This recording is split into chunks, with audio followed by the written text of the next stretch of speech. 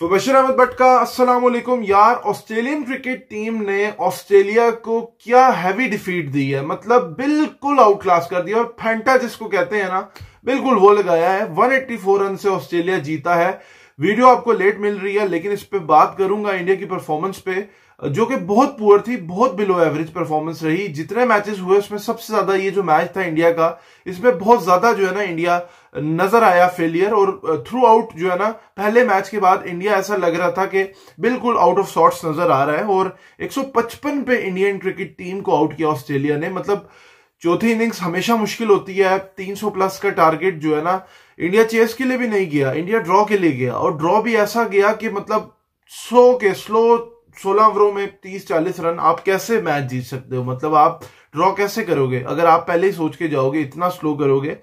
देखो, मैच पे मैं बात करता हूं, लेकिन पैट कमिंस जो है ना, सबसे पहले मैं इसका नाम लूं, मतलब शानदार कैप्टन है, इस टाइम का सबसे बेस्ट कैप्टन है। ठीक है, उसका मैच नहीं है, वो हर इवेंट जीता हुआ है। ठीक है, वो WTC पिछला भी जीता। अभी आप उसको देखो, वो बैटिंग में उसने एक में 41 कर दिए रन्स, एक में 49 रन्स कर दिए, एक इनिंग्स में 3 विकेटें ले रहा है, दूसरी में 3 विकेटें ले रहा है, प्लेयर ऑफ द वो मैच बना है। तो मतलब आप देखो ना कि कितना, मतलब कप्तान भी है, विद द बैट भी जब टीम स्ट्रगल कर रही थी, विद द बॉल तो leading from the front, leader है वो प्रॉपर जो है ना टीम को। और ये आखिरी एक इवेंट बड़ा है, जितने टाइटल है वो सब कुछ जिता चुका है। T20 वो जिता चुका है, 50 ओवर्स वर्ल्ड कप वो जिता चुका है, WTC वो जिता चुका है, और अब BGT जो उसके एक उसमें रह गई थी तो वो भी जीत जाएगा। तो बिग जो है ना वो लीडर मतलब साबित हुआ है ऑस्ट्रेलिया के लिए। और अगर मैं इंडिया की बैटिंग की बात करता हूं, तो इंडिया की बैटिंग जो है ना, मतलब वो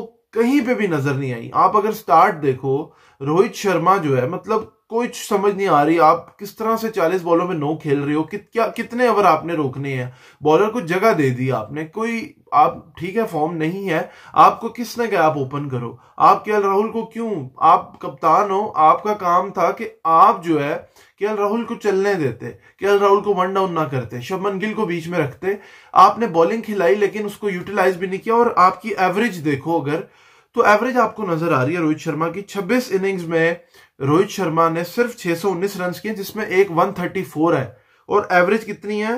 24.76। अगर इसमें से आप 134 का एक स्कोर निकाल दो ना, तो ये रन आप देख लो फिर पीछे कितने रह जाते हैं। और मतलब 6.20 की एवरेज है। अगर आप इस 5 इनिंग्स की बात करते हो, और सबसे कम है एज अ कैप्टन अगर किसी ने विजिटिंग ऑस्ट्रेलिया किया, तो रोहित शर्मा का अच्छा रिकॉर्ड नहीं था ऑस्ट्रेलिया का। लेकिन रोहित शर्मा शायद वो अपनी जो है ना एक टीम के ऊपर एज अ बर्डन रोल जो है ना वो किया। ठीक है, रोहित शर्मा की टेस्ट जो है ना उस तरह परफॉर्मेंसेस, वो व्हाइट बॉल की परफॉर्मेंसेस थी, लेकिन ना रोहित शर्मा को ऊपर नहीं मुझे लगता करना चाहिए था इन मैचेस में। केएल राहुल को जाने देना चाहिए था एटलीस्ट। पार्टनरशिप पहले मैच में पर्थ में क्या हुआ था, पार्टनरशिप लगी थी तो मैच बना था। और आप ये देखो कि यशस्वी जायसवाल वो लड़का अकेला, ठीक है, उसको भी चांस, मतलब उसने कैचेस छोड़े जो भी है, लेकिन वो बैटिंग में उसने किया, एफर्ट पुट किया। अगर कैचेस होते तो शायद इंडिया के पास होता, लेकिन 84 रन उसने फिर भी किए। केएल राहुल जो है वो भी 0 पे गया। जब प्रेशर पड़ा, केएल राहुल जो है वो हमेशा दीवार के साथ लगा नजर आया है। विराट कोहली को आप देख लो, मतलब विराट कोहली 5वीं-6ठी बार विराट कोहली सेम वे में मतलब वो आउट हो रहा है। मतलब उसकी हिस्ट्री जो है ना विराट की इस तरह की नहीं थी। अगर आप पास देखोगे, मतलब ये सीनियर प्लेयर्स थे, इनकी रिस्पॉन्सिबिलिटी थी। मतलब अगर मैं एज अ पाकिस्तानी देखता हूं ना टीम इंडिया को, तो मुझे लगता है कि टीम इंडिया जो है ना, मतलब कोई प्लान से नहीं आया मैच में। देखो प्रेशर था, ठीक है, लेकिन जो प्लेयर अच्छा कर रहे थे आप उनको ऊपर प्रमोट करते हो इस तरह के स्टेजेस में, इस तरह के मैचेस में। नीतीश को प्रमोट करते, आपने नहीं किया। आपकी बैटिंग फेलियर रहा। जडेजा को चलो अच्छा बॉल हुआ, ऋषभ पंत जो है ना वो मतलब 3 विकेटें अर्ली गिरने के बाद आपको स्टार्ट मिला हुआ था, आपको 30 रन कर रहा, अपनी इनिंग से हट के वो खेल रहा था ऋषभ पंत 104 बॉलों पे। लेकिन वो जो एक कहते हैं ना कि कीड़ा काटता है, अब मैं मतलब क्या अल्फाज इस पे इस्तेमाल करूं, मतलब वो शॉट उन्होंने प्लान करके ऋषभ पंत को वहां फील्डर रखा। मिचेल मार्श का कैच बहुत जानदार था और वो उस ट्रैप में फंसा। जब ज्यादा फुदक के खेलते हो ना, आप देखो चांस अगर वहां वो ना देता, ऑस्ट्रेलिया फील्ड खोल देता। ऑस्ट्रेलिया को पता था कि ये आउट, मतलब इतनी ना खोलता, लेकिन उन्होंने हाथ खड़े कर देने थे। आखिरी सेशन में इंडिया की विकेटें गिरी हैं। और एक और बड़ी चीज मैच में ट्रेविस हेड के हवाले से जो एक्शन उसने वो एक शो किया, जेस्चर शो किया, उस पर बड़ा उस टाइम मुझे भी लगा, लेकिन बाद में क्लैरिफाई हुआ, एक पिक्चर आई, और अगर तो ये पहले ना किया होता, वो जो आइस का उसका वो जो था एक इंजरी का था, जो भी उसने उसमें पहले किया हुआ था, श्रीलंका ने उस पर भी किया था, तो उस पर कमिंस से भी सवाल हुआ था। लेकिन अगर ये चीज वो ना पहले करता तो शायद इस पे मैच रेफरी और उस पे उसको जरूर उस पे बात होती, फाइन होता, लेकिन वो चीज क्लैरिफाई होगी। हम लोग जो एशियंस हैं यहाँ पे हमारे माइंड में पहले ही वो चीज आई और एक्शन इस तरह का उसका था, लेकिन वो चीज काफी हद तक क्लैरिफाई होगी। और उसके बाद तो कुछ भी नहीं था, मतलब आंधी की तरह जो है ना स्टार्ट हुआ और तूफान की तरह जो है ना, वो एक टाइम था यशस्वी का और उसका पंट का, लग रहा था कि शायद ये करेंगे, लेकिन उसके बाद देखो 43 रन पे आखिरी 7 विकेटें गिरी हैं, 43 रन पे आखिरी 7 विकेटें गिरना। और विराट कोहली की अगर आप जो है ना एवरेज देख लो इस साल की टेस्ट की, 417 रन 24.52, विराट का जो कैलिबर रहा है ना टेस्ट क्रिकेट में भी, जब इसका स्टार्ट था कैरियर का, तो वो बड़ा फाइन स्टार्ट था, 50 प्लस की एवरेज रही है। लेकिन पिछले 4 सालों में विराट कोहली का टेस्ट जो अगर आप बात करोगे तो उसमें ना सेंचुरीज ज्यादा है और उसमें डाउनफॉल आया है, तो कहीं ना कहीं होम में भी परफॉर्मेंस नहीं आई रोहित की, विराट की, जो सीनियर प्लेयर्स हैं। तो यंगस्टर अगर कर सकते हैं तो सीनियर क्यों नहीं कर सकते, ये एक बात जो है ना। अब आखिरी मैच में इनके पास चांस है, लेकिन अब टू लेट है, इंडिया WTC नहीं खेल सकता। जो इंडिया के पास एक चांस था ना होम में, मैच पहले व्हाइट वॉश हुआ, उसके बाद कवर ही नहीं कर पाया, मुझे तो यही लगता है। और प्रेशर बहुत ज्यादा था, और ऑस्ट्रेलिया की तारीफ करनी बनती है उनके माइंडसेट की, जिस तरह से यार उन्होंने फील्ड में अटैक किया। उन्होंने नीतीश कुमार रेड्डी आया तो जिस तरह से उसने फील्ड रखी पैट कमिंस ने, आप फर्क देखो ना, फर्क कितना है। स्टार कह रहा मैं 20 ओवर जोर से करूंगा, मैं जान मारूंगा, उसने जान मारी। उनके बॉलर्स को आप देखो, उन्होंने विकेटें किस तरह ली हैं।